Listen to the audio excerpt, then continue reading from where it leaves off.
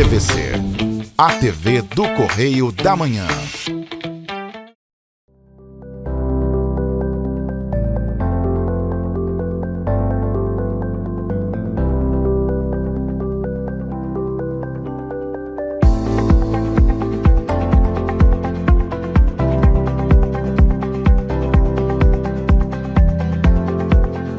Olá pessoal, tudo bem? Eu sou Sandra Brito e esse é mais um Cultura na TVC. E para quem está nos assistindo pela primeira vez, seja muito bem-vindo! Esse é um programa que busca levar até sua casa um momento para falar de artes, de turismo, de literatura, de música e, claro, de muita cultura. E você pode sintonizar a TVC via cabo, em Petrópolis no canal 16, em Nova Friburgo no canal 5, em Teresópolis no canal 21, em Três Rios e Paraíba do Sul no canal 3. E para você que nos assiste sempre, é com profunda gratidão que chegamos mais uma vez aí na sua casa.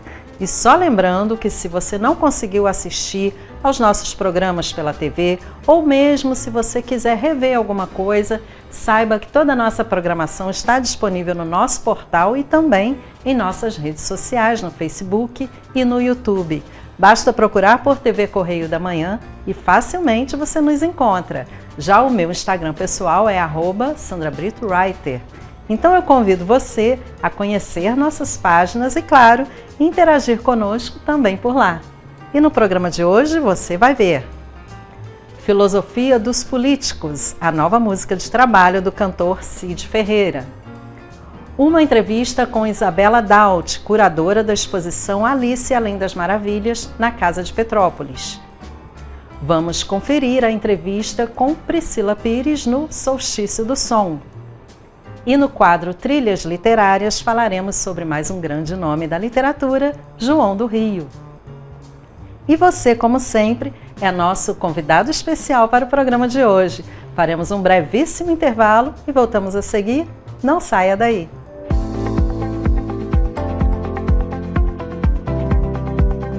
O tom confessional e autobiográfico na epistolografia de Machado de Assis. Um estudo inédito acerca de um dos grandes nomes da literatura mundial pela autora Sandra Brito. Já à venda em todo o país e em chiadobooks.com.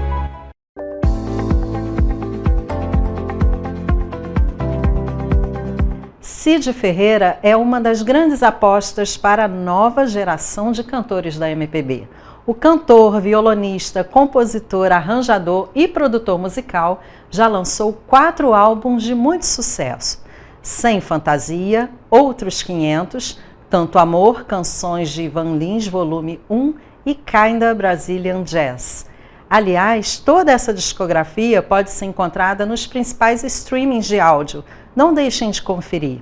O Cid, que já nos concedeu uma entrevista exclusiva por ocasião do lançamento do seu 3º álbum, nos envia agora a canção FDP, ou Filosofia dos Políticos. Acompanhem comigo.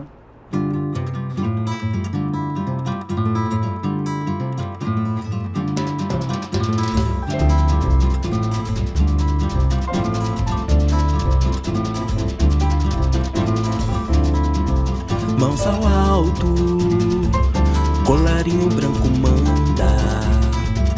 Quem tá do lado de fora não nos vê na corda bamba.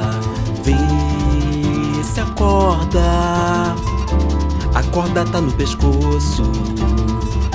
A filosofia deles é comer nosso almoço. Acorda e vejo o tirano, tirando do nosso bolso o que resta da nossa fé. Acorda e vejo o fulano, falando com tanto gosto as mentiras que ele quiser. Habeas corpus.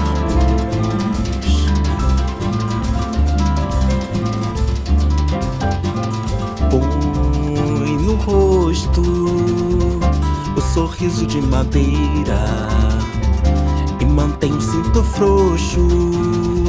Até a cueca é uma carteira. Nosso povo quase racha a moleira. Seja sob o sol a pino, o cacetete de primeira. Acorda, pega ladrão, padrão é corrupção, vestida de tradição. Irmãos, levantem as mãos, o leão quer sossegar não. Engole a população até os ossos.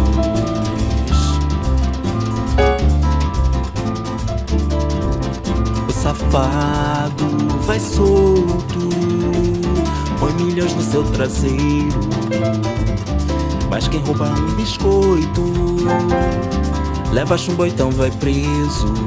Usam os ovos do povo pro omelete financeiro, contando o imposto. Nem Deus quer ser brasileiro. PVA, IPTU, ICMS, ITBI. Paga pra se manter, paga pra estudar, paga só pra comer o quanto precisar. Paga até sem saber, paga pra não dançar. Não paga só pra rogar, pra alguém que lhe cobrar. Paga sem escolher, paga pra se salvar. Paga pra poder ir, e se quiser voltar. Paga até sem dever, paga pra não chorar. Paga pra não sofrer, só não paga pra sambar.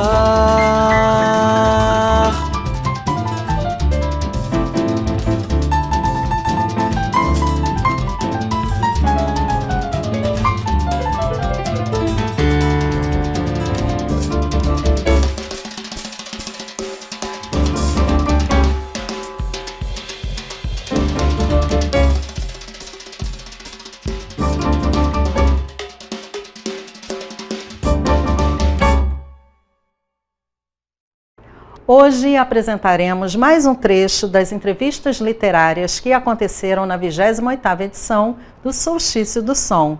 Desta vez, vamos acompanhar o bate-papo com a jornalista e escritora, nossa colega aqui da TVC, com a Priscila Pires. Assistam comigo a esse último bloco do Solstício do Som.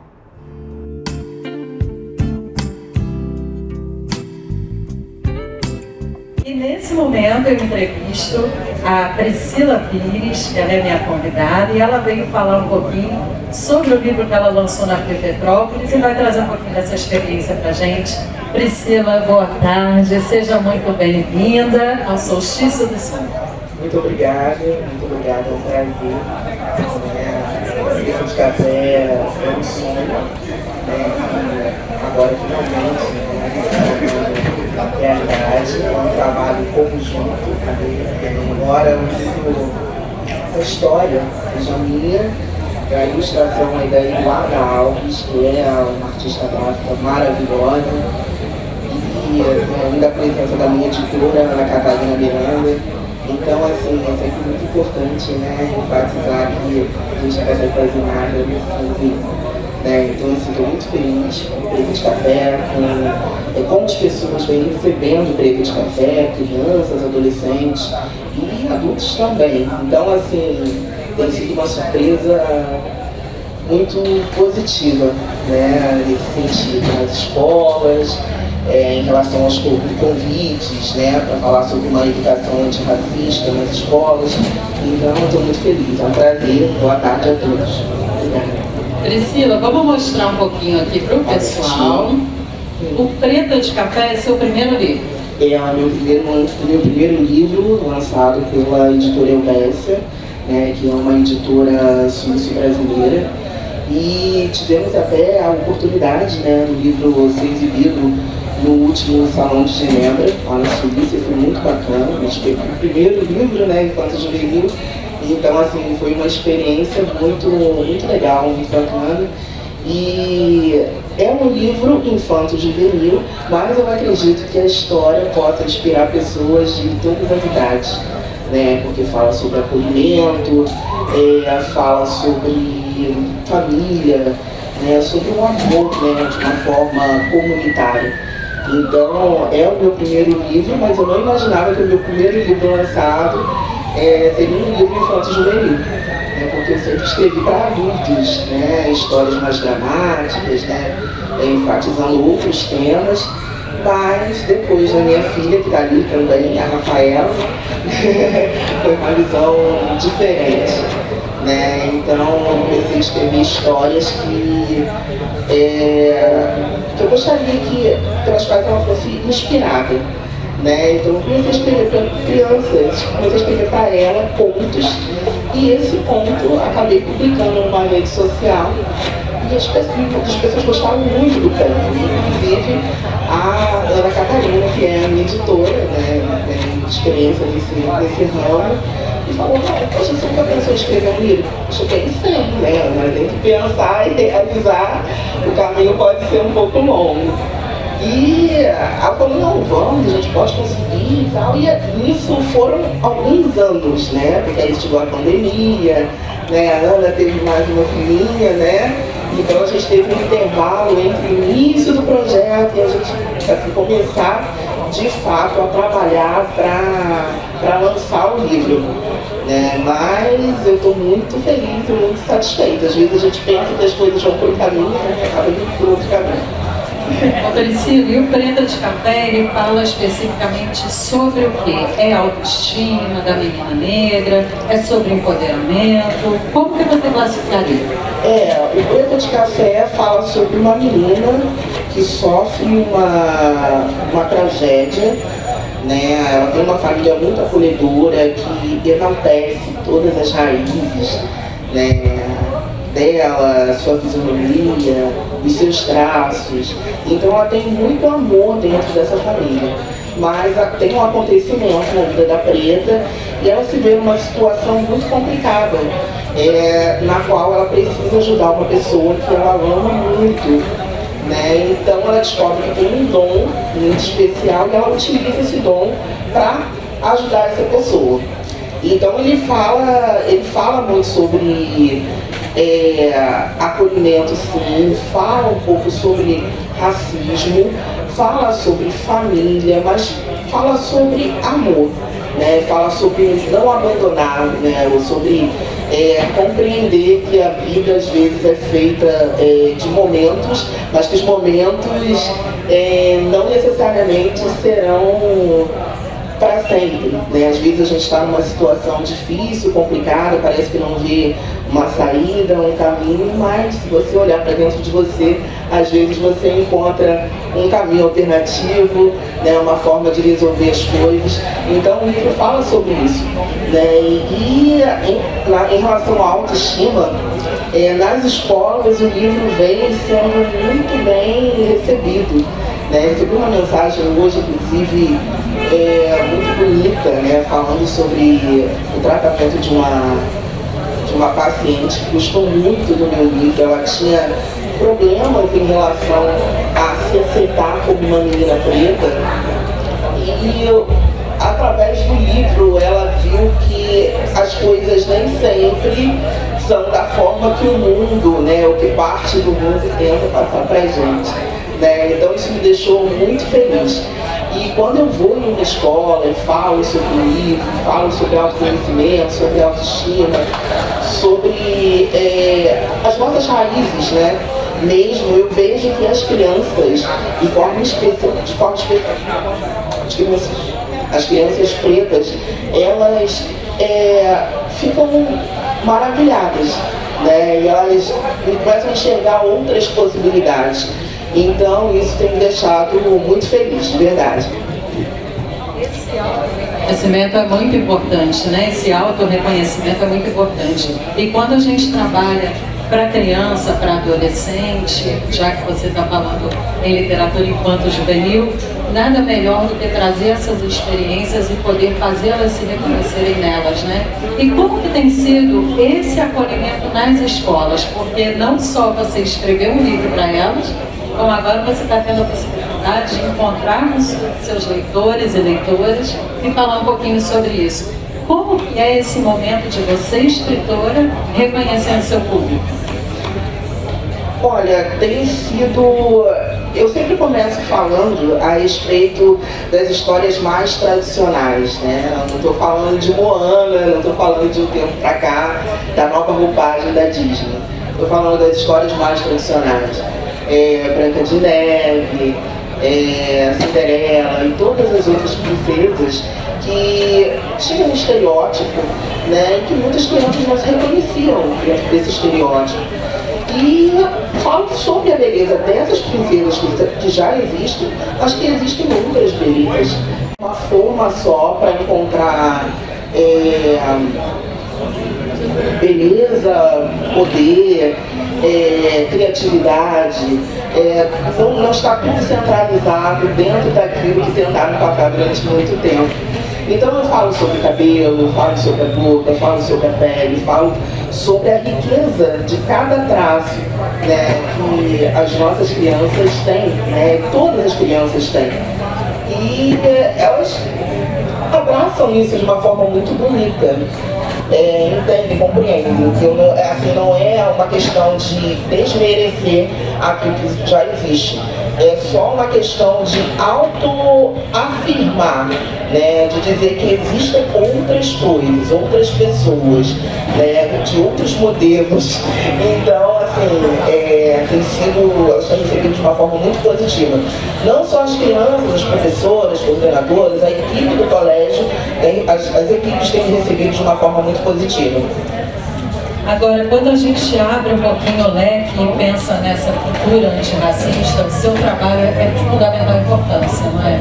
Quando a gente pensa que é preciso falar sobre isso e é preciso ainda mais trazer à discussão esse tipo de assunto, o seu trabalho ganha ainda mais uma importância essencial para quem está na educação, não é? Fala um pouquinho sobre isso para a gente. É preciso falar sobre uma educação antirracista. Porque há quem acredite que se a gente parar de falar sobre o racismo desaparece, né? Como um toque. E não é assim que funciona, né? A gente precisa falar, a gente precisa discutir o assunto, levar o assunto para as escolas, dentro da sala de aula, porque só através da educação a gente vai conseguir mudar isso a longo prazo. Né? E eu acho que a educação antirracista e a representatividade, eu acho que são elementos assim importantíssimos para que a gente tenha um futuro diferente. Né? Há quem me diga que eu não vou conseguir mudar, né? Eu sempre falo isso, eu não vou conseguir mudar o mundo inteiro, né? Eu nem tenho essa pretensão. Mas se a gente conseguir mudar um pouquinho o mundo ao nosso redor, o nosso mundo, a nossa comunidade, ter uma influência positiva, eu acho que todo o trabalho já vai valer a pena. Com certeza, Priscila. Aí me fala um pouquinho sobre a sua inspiração, que é a Rafa. Quando ela viu o livro pronto, quando ela leu, qual foi o retorno? Porque é diferente de você ler um livro qualquer, de uma outra escritora, de um outro autor, e ver sua filha tendo contato com aquela obra. Mas quando foi a mãe que criou, inspirada nela, como é que foi isso? Assim, engraçado, porque eu comecei a escrever esse conto, a Rafa tinha, de fato, né, esses livros mais tradicionais, como eu falei, A Branca de Neve, Cinderela, Rapunzel, e eu comecei a falar, nossa, poxa vida, esses mais tradicionais, nada que pareça com ela. Né? E ela pode ser tão poderosa quanto qualquer princesa, né, que está sendo representada aí, assim como ela, outras crianças como ela também. E quando eu contei, falei, a gente tinha sempre um momento durante a noite para contar histórias e tal. E no primeiro momento que eu falei, contei esse conto, que era um conto, ela ficou encantada, ela gostou demais. É claro que depois, para se tornar um livro, teve um desenvolvimento, né? Para se tornar um livro, algumas modificações na história, mas a essência ficou. E assim, a Preta de Café, a personalidade da Preta é inspirada na personalidade da Rafa. É uma criança muito criativa, muito carinhosa, muito acolhedora.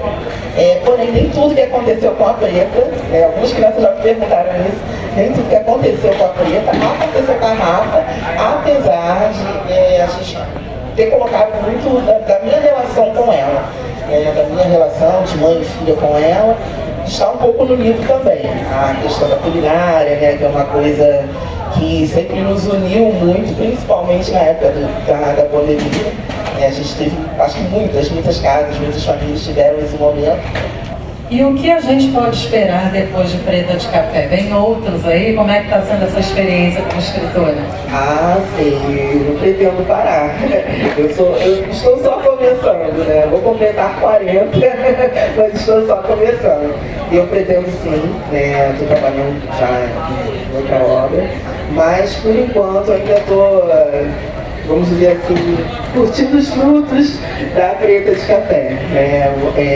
Tenho recebido ainda alguns convites, não consigo atender todos os convites, porque tem um outro trabalho também, né? A gente tem que se desdobrar. Infelizmente, a gente não consegue se manter, são poucos que conseguem se manter só com a profissão de escritora, né? Então, assim, os horários às vezes não condizem muito, mas eu estou trabalhando em outro livro, sim, ainda não tenho um prazo para lançar, mas pretendo, tá? Está nos meus planos.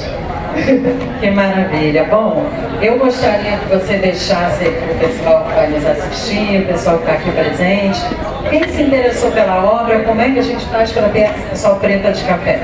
Então, é através do site Elvésia, né? Entra lá, Elvésia, se escreve Elvésia, lá no Instagram, né? E você pode acessar o site e você vai conseguir comprar através do site. Chega direitinho, embaladinho, como esse aqui. Esse aí já tem as marcas de batalha, né, garrafa? Lê, eu acho que é bacana que fica aqui alguém se interessando. Mas assim, o livro vai chegar direitinho, é só encomendar através do site. Em breve, na Amazon também. Mais acessível para todos, né? Isso. Priscila, eu queria muito te agradecer por você ter aceitado o nosso convite, participar desse evento tão tradicional na nossa cidade, divulgar um pouquinho aqui do seu trabalho. E a gente está muito feliz em receber você, poder falar desse assunto tão importante, tão fundamental para a nossa sociedade. Muito obrigada e parabéns pelo livro. Muito obrigado, eu que agradeço. Muito obrigado pelo convite. É um prazer, né, participar de um evento tão bonito e tão tradicional. Então eu me sinto muito honrada, né, com o convite. Muito obrigada, Beth. Coração. Obrigada, Priscila. Uma salva de palmas. Obrigada.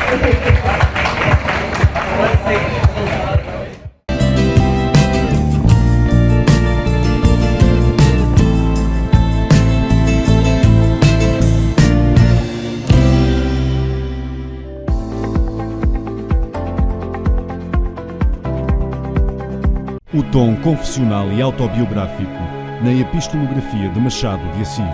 Um estudo inédito acerca de um dos grandes nomes da literatura mundial pela autora Sandra Brito. Já à venda em todo o país e em chiadobooks.com.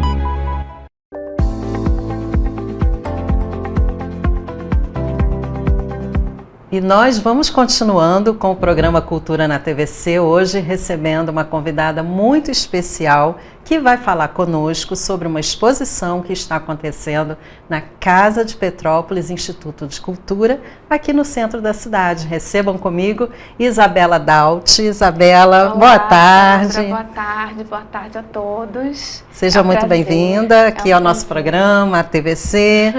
Isabela, vamos conversar um pouquinho com o público sobre a exposição que está lá na Casa de Petrópolis, que se chama Alice Além das Maravilhas. Você é a curadora dessa exposição. Conta um pouquinho pra gente. Bom, primeiro é um prazer estar aqui com vocês. Essa exposição surgiu, a ideia da exposição surgiu final do ano passado, mais ou menos, início desse ano. A Aline Klein, que é a artista da exposição, ela me convidou e a gente começou a conversar sobre o conceito da exposição. Ela me mostrou algumas obras inspiradas na Alice no País das Maravilhas, nessa obra tão conhecida do Lewis Carroll. E também as obras foram inspiradas também no desenho da Disney, Alice no País das Maravilhas. E ela foi me mostrando essas obras e a gente foi conversando sobre o conceito dessa série, o conceito dessa exposição. E a gente construiu juntas um texto, né? E a gente, enfim, a gente foi montando o quebra-cabeça dessas obras, dessa exposição, da ideia da exposição. E a Aline me convidou para para ser curadora dessa exposição na Casa de Petrópolis.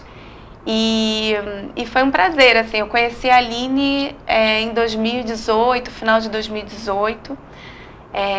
A Aline começou a pintar em 2016, de forma autodidata.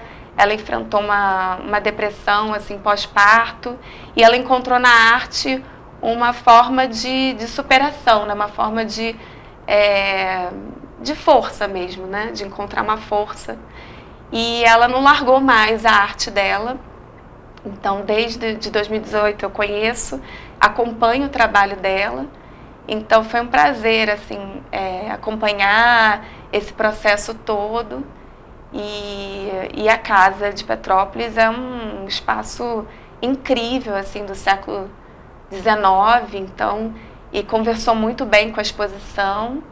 E, assim, a curadoria, ela foi formada, assim, ela foi construída não só por mim, mas pela Aline também, né? Pela própria artista, pelo marido da Aline, o Celso, que deu ideias. O Celso é professor de sociologia, ele trabalha com música também, então ele contribuiu muito com esse processo de curadoria. É uma exposição criada pela Aline, mas com várias mãos aí ajudando. Exatamente, com certeza, várias mãos. E ela, como você disse, ela é inspirada naquela obra clássica, Alice no País das Maravilhas, de Lewis Carroll, e todas as obras têm uma ligação forte com a ideia original, Isabela. Conta pra gente. Isso. É muito interessante, assim, porque a Aline, ela se conectou com essa história nova. O Celso, marido dela, deu para ela de presente um livro da Alice no País das Maravilhas, com uma dedicatória, e desde então ela se conectou com essa obra, com essa história, e recentemente ela ficou na gaveta, né, digamos assim, e recentemente ela foi construindo, ela foi produzindo essas obras. Então são obras que representam cenas da Alice no País das Maravilhas, mas de uma forma muito particular, né? A Aline imprime uma visão muito particular, onde o mundo da Aline se mistura com o mundo da Alice, né? Então não seria simplesmente uma releitura? Não, seria uma versão especial, autêntica, e inclusive a personagem Alice, ela vai se transformando ao longo da série da Aline. O coelho não é um coelho branco, né? Exatamente branco.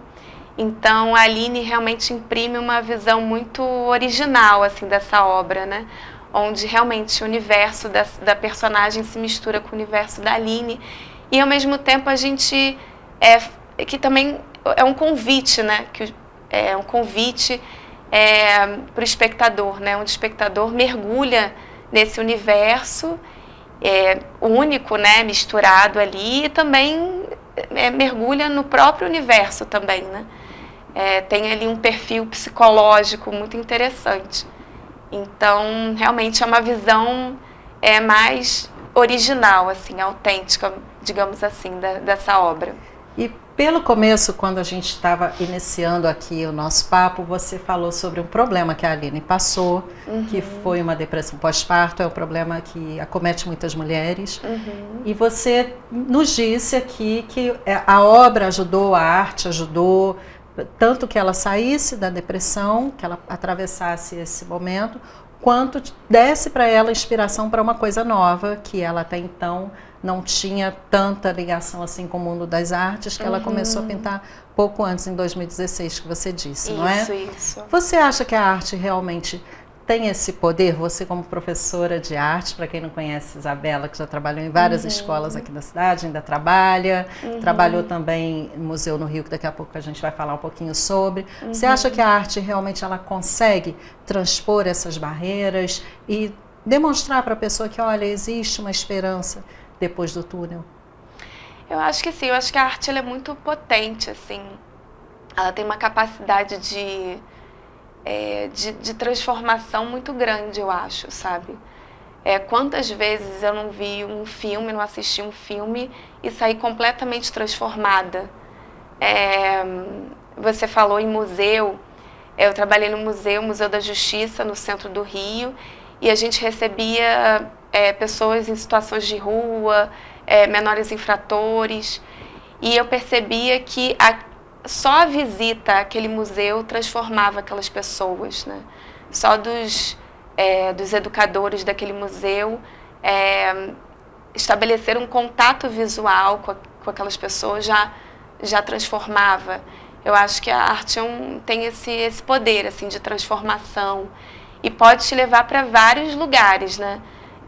Para uma saúde mental, pode te levar para um equilíbrio, pode te levar para um questionamento, desconstrução, enfim. Então, acho que são vários caminhos que ela pode te levar, assim. E através dessa arte a gente consegue também, dessa exposição, a gente consegue perceber isso em um tom mais autobiográfico da Aline, né? Sim, porque sim. se a Alice se transforma ao longo da exposição, porque não a Aline também, né? Sim. Inclusive tem uma parecência aí de nome interessante, né? Sim, Alice e Aline, sim. que faz todo sentido Sim, através dessa exposição. Vamos falar mais um pouquinho sobre ela. Isabela, quantas peças tem lá? Você tem esse número, não? Quem for visitar vai se deparar com quantas obras de arte? Em torno de 16. Em torno de 16. Eu não tenho esse número na minha cabeça agora. E a seleção das obras, a Aline me mostrou, né, as obras, não só ao vivo, no ateliê dela, mas também através de fotografia. E eu fui selecionando as obras que por ordem de preferência, digamos assim, né? Certo. As obras mais potentes. E ela também fez essa seleção. E aí juntamos essas opiniões e colocamos ali no espaço. E essas obras estão à venda? Se chega alguém lá querendo comprar, adorei essa tela, quero na minha sala. Isso é muito interessante, porque essa venda ela vai contribuir com o custo da casa, né? Como eu falei, é uma casa do século XVIII, final do século XVIII, se não me engano. E eu acho que ela nunca passou por uma restauração. Então, eu acho... E vai ser destinado para esse lugar, né? De custo da casa, de manutenção da casa. Que é a memória da nossa história, da nossa cidade. A gente não pode deixar de se apagar. Para quem não conhece, gente, ou quem não está ligando muito o nome, a situação, o local... A Casa de Petrópolis que nós estamos falando é a antiga Casa dos Sete Erros. Sim, ela ficou conhecida assim, né? Sim. Onde teve ali gravações de novela, de filme, de minissérie. Uma casa super bonita ali na Rua Ipiranga. Ipiranga, exatamente. E é bacana você conhecer também o imóvel e, claro, depois que se tornou Instituto de Cultura, tantas situações ali artísticas que já passaram, concertos, exposições e agora mais uma da Aline Klein, que está vindo aí com força total. Fica até agosto, né, a exposição? Fica até agosto, 4 de agosto. E está aberta a visitação sexta, sábado e domingo. Inclusive visitação escolar, né? É bacana a gente pontuar isso também. Sim, visitação escolar. E a casa, ela oferece não só uma exposição, uma visita sobre a casa, né? Uma visita histórica, digamos assim, sobre a casa, conta sobre o proprietário, fala que foi um alemão que construiu, fala dessa informação da Casa dos Sete Erros, porque pelo que eu soube, na verdade, a pessoa que construiu a casa, ela se inspirou no rosto da pessoa, né? Que não é simétrico, né? Então, o nosso lado esquerdo não é igual ao lado direito. Então, acho que tem essa versão sobre a casa. Então, tem a visita sobre a casa, mas também tem a visita sobre a exposição da Aline, enfim. E aí a Natália Azevedo, que é a atual diretora da casa, Um abraço, a Natália, que também nos permitiu poder falar sobre essa exposição e também mostrar um pouquinho através de vídeo e foto que você vai ver daqui a pouquinho no final dessa entrevista. Um abraço a todos os funcionários aí que quando estivemos aí nos receberam muito bem. E a gente também, claro, que além do convite da exposição, fica então um convite para conhecer esse espaço tão bacana que conta tanto sobre a história da nossa cidade e que vale a pena para quem é morador, sempre passa ali em frente. A gente tem muito disso, né, Isabela? Sim, sim. A gente às vezes não dá valor para o lugar que a gente mora, né? Passa em frente tantas vezes, acha curioso, mas nunca entrou de fato para conhecer a Casa de Petrópolis. Está aí uma excelente oportunidade para conhecer esse espaço, o jardim que é tão bonito. Exatamente, exatamente. Como eu falei, né, eu acho que a obra ela conversa muito com o espaço da casa, né? Eu acho que o espaço da casa tem um ingrediente assim meio fantástico, meio misterioso. Tem mesmo. E assim que instiga, né, o espectador. E a obra da Aline tem esse ingrediente também. Inclusive, eu não vou dar spoiler não, assim, vou esperar, mas tem ali o espaço do chá, que é interessante, que conversa muito com a obra, uma das obras da Aline. Então, eu não vou revelar. Esperar pra... A curadoria, inclusive, serve para isso, né? Sim, olha, o que fica melhor aqui, o que conversa com esse espaço, como que a gente pode distribuir, que é um trabalho super bacana também, né? Sim, com certeza. E esse olhar de quem conhece, quem tem a vivência de museu, faz toda a diferença no momento que o artista quer expor seu trabalho da melhor maneira, trazendo o maior significado possível para aquilo que ele, uma vez lá no interno dele, ele conseguiu externar através da arte, né? E a curadoria, ela tem um mundo de possibilidades, né? Eu acho que o papel do curador, junto com o artista, né? Eu acho que o curador tem que estar aberto, não só a participação do artista, mas de quem quiser contribuir, por exemplo, no caso do marido da Aline, né? Eu acho que ele tem um papel muito importante na curadoria também. Mas é um recorte, a gente segue ali um caminho. Sim. Né? Então, é uma possibilidade que a gente apresenta para o público. Né? E aí, só reforçando agora, para quem quiser conhecer a exposição, conhecer o trabalho da Aline, junto com a curadoria eficaz, eficiente da nossa querida Isabela. A Casa de Petrópolis Instituto de Cultura fica ali na Rua Ipiranga, aqui no centro da cidade. As visitas são sexta, sábado e domingo. E a exposição Alice Além das Maravilhas, da nossa querida Aline. Um beijo, Aline. Obrigado por ter enviado o vídeo. Você de casa vai conhecer um pouquinho aí da Aline também pelo vídeo que ela nos enviou. Vai ver as fotos e eu tenho certeza vai se encantar por essa exposição e vai querer visitar. Isabela, muito obrigada por sua visita aqui. Obrigada, Sandra, obrigadíssima. Agradeço demais o convite e espero que todos aproveitem bastante Alice Além das Maravilhas. Com certeza vai ser sucesso total, tenho certeza disso. E para você que está em casa, não saia daí porque tem muita coisa ainda no programa. Volto já já.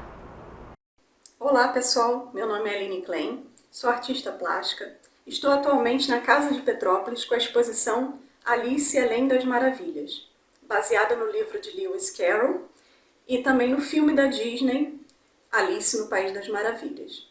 Convido a todos vocês para prestigiarem a exposição e conhecerem a casa, que é um grande patrimônio de Petrópolis. E também tem um detalhe, que as obras estão à venda e parte dessa arrecadação será destinada à Casa de Petrópolis, esse patrimônio incrível da cidade. Grande beijo a todos.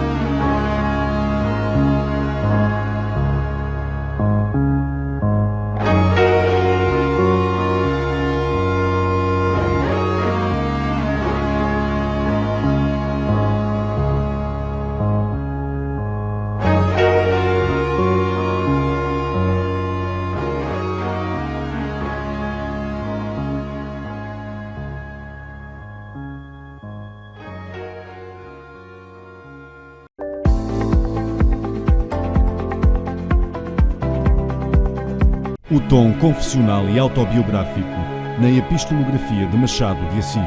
Um estudo inédito acerca de um dos grandes nomes da literatura mundial pela autora Sandra Brito. Já à venda em todo o país e em chiadobooks.com.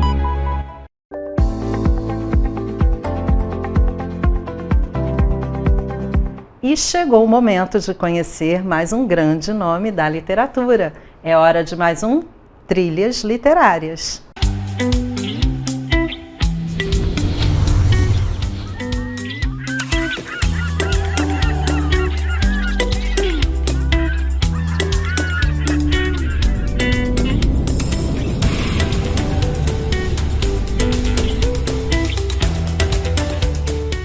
O nosso homenageado de hoje foi um jornalista, cronista, contista, romancista, tradutor e teatrólogo brasileiro, considerado um pioneiro da crônica-reportagem e um dos cronistas mais sagazes da vida carioca no início do século XX.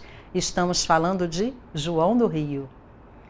João do Rio, pseudônimo de João Paulo Emílio Cristóvão dos Santos Coelho Barreto, nasceu no Rio de Janeiro, no dia 5 de agosto de 1881.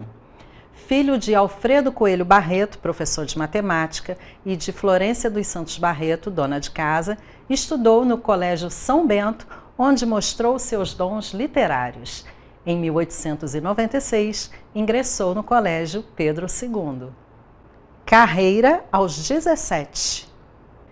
Em junho de 1899, com 17 anos incompletos, o jornal O Tribunal publicou seu primeiro texto, uma crítica intitulada Lucília Simões sobre a peça Casa de Bonecas de Ibsen.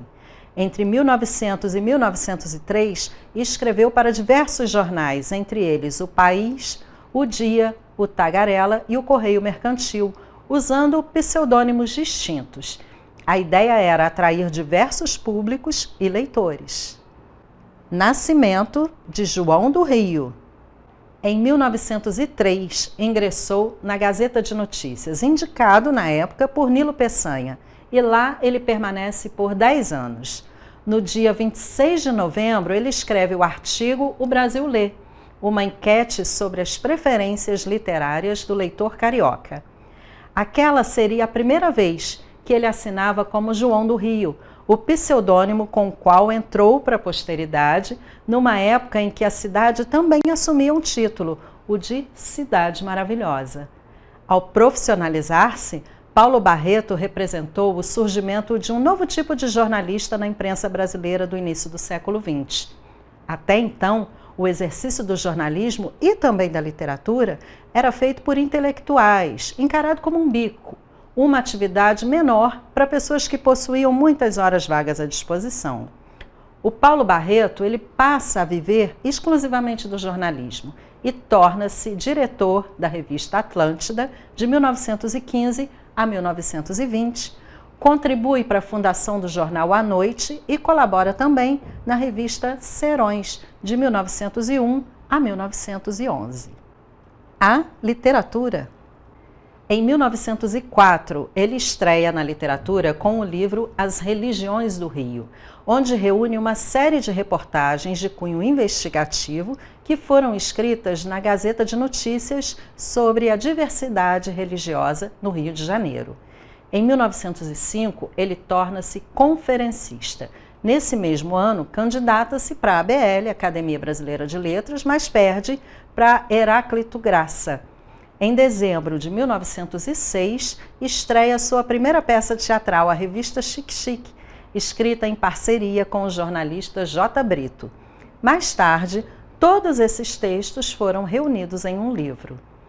Em 1907, sua peça Clotilde é apresentada no Teatro Recreio Dramático. E aí João do Rio candidata-se pela segunda vez à ABL, mas é novamente derrotado, desta vez por Barão de Jaceguaí. Em 1908, publica O Momento Literário, uma excelente fonte de informações sobre a literatura no Brasil. Nesse mesmo ano, ele publica A Alma Encantadora das Ruas, onde reúne reportagens e crônicas publicadas entre 1904 e 1907 no jornal Gazeta de Notícias e também na revista Cosmos. O autor relata fatos que marcam a desigualdade e indiferença social, misturados em diversos tipos humanos que circulavam pelas ruas do Rio de Janeiro no início do século XX. O reconhecimento. Em 1910, João do Rio é finalmente eleito para a Academia Brasileira de Letras. Em 1913, torna-se correspondente estrangeiro da Academia Real das Ciências de Lisboa. Nesse mesmo ano, sua peça A Bela Madame Vargas é encenada em Lisboa. Em 1917, escreve a crônica Praia Maravilhosa, onde exalta as maravilhas da Praia de Ipanema. Nesse mesmo ano, funda e torna-se diretor da Sociedade Brasileira de Autores Teatrais. As obras. Em seus livros, João do Rio fala de comportamento, de sociedade, de política, de cultura, de moda e até de futebol. E nesses temas, ele faz um desenho da cidade que adotou no nome. As Relíquias do Rio, de 1904, O Momento Literário, de 1905, A Alma Encantadora das Ruas, 1908, Era uma Vez, 1909, Cinematógrafo, Crônicas Cariocas, 1909, Fados, Canções e Danças de Portugal, 1910, Dentro da Noite, 1910, A Profissão de Jacques Pedreira, 1911, Psicologia Urbana, 1911, Vida Vertiginosa, 1911, Portugal da Agora, 1911, Os Dias Passam, 1912, A Bela Madame Vargas, 1912, Eva, 1915, Crônicas e Frases de Godofredo de Alencar, 1916, Pall Mall Rio, 1917, Nos Tempos de Venceslau, 1917, Sésamo, também de 1917, A Correspondência de uma Estação de Cura, 1918, A Mulher e os Espelhos, 1919, Adiante, 1919, Ramo de Louro, Notícias em Louvor, 1921, Rosário da Ilusão, 1921 e Celebridades, Desejo, uma edição póstuma que aconteceu em 1932. A Morte Prematura.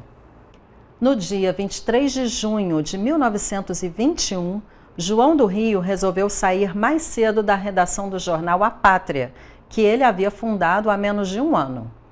Ele, que saía normalmente depois das 3 da manhã, pegou o paletó e o chapéu às 10 da noite e tomou um táxi. O destino era sua bela casa na Avenida Vieira Souto, em Ipanema. Ele não estava se sentindo bem, ele tinha se aborrecido ao longo do dia e queria chegar mais cedo em casa. No caminho, o mal-estar piorou e ele pediu para o motorista parar e para lhe conseguir um copo de água. Quando o taxista voltou, já era tarde. Seu passageiro havia sofrido um derrame fulminante. Subitamente, morria o jornalista, o cronista, o repórter, o escritor, o dramaturgo e o tradutor João do Rio. Ele tinha apenas 39 anos e sua morte foi a responsável por uma das maiores comoções populares na então capital federal, sua cidade, Rio de Janeiro. Após um velório de 2 dias que arrastou cerca de 100 mil pessoas, o esquife foi puxado por admiradores ao longo dos 8 quilômetros que separam o Largo do Carioca, onde ficava a sede do jornal, do cemitério São João Batista, em Botafogo. Além da multidão, o cortejo foi acompanhado por centenas de carros e caminhões que transportavam uma montanha de coroas de flores. Ao longo do trajeto, milhares de pessoas subiam em árvores, em postes, se aglomeravam em janelas e calçadas, tudo para a última despedida ao cronista carioca. O impressionante é que toda essa gente, como noticiou o Gazeta de Notícias, se reuniu por um homem que nunca ocupou qualquer cargo público, mas que soube traduzir o Rio em palavras como ninguém. E vamos ler juntos um trechinho desse inigualável cronista carioca. e só no humilde quarto pôde chorar longamente, por não ter sabido guardar integralmente o princípio da vida, a ilusão. João do Rio. Eu espero que você tenha gostado de conhecer um pouco mais sobre a vida e a obra de João do Rio, um dos mais importantes nomes da literatura brasileira. Ficam então nossas dicas de leitura para você aprender um pouco mais sobre o pensamento e sobre a arte desse querido cronista carioca. Semana que vem estaremos de volta para mais um Trilhas Literárias. Até lá!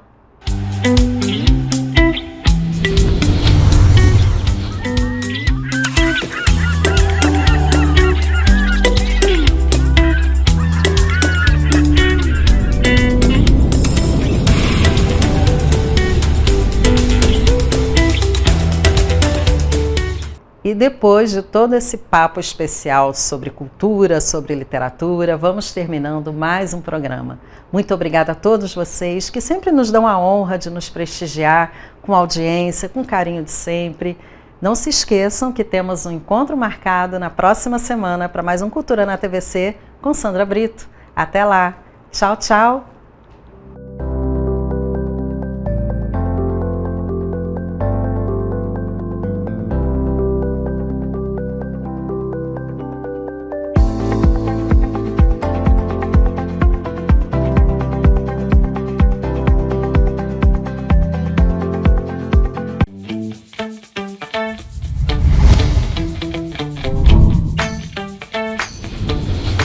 TVC, a TV do Correio da Manhã.